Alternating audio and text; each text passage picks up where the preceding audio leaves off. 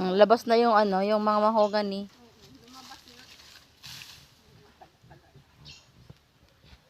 Pag nalinis dito.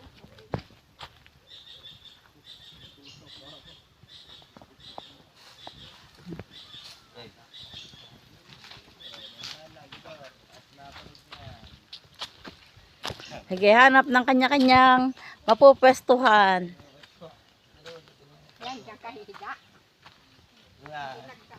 Oh, diba?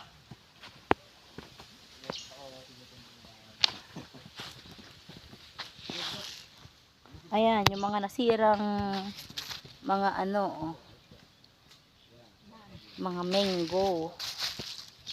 Ayan, nagkanda ano lang, na bulok-bulok.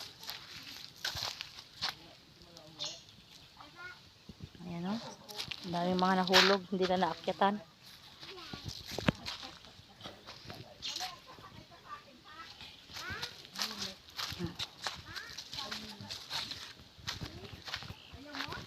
Ayan, oh.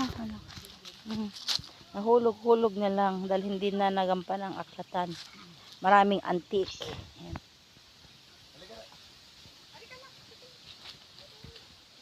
Ayan. Kung may 100 years, mayroon na raw 100 years na puno ito. Ayan. Kaya century tree ng mango.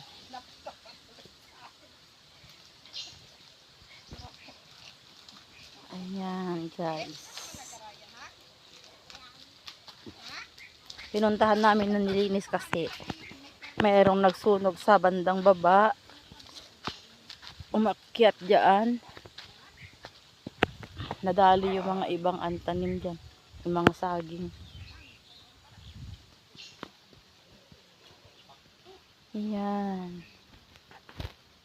Sa presko. Yun yung aming kubo-kubo. So, ayan lang guys. Ang aming kwento for today. Ang sarap ng hangin dito sa taas. Bye-bye and God bless us all.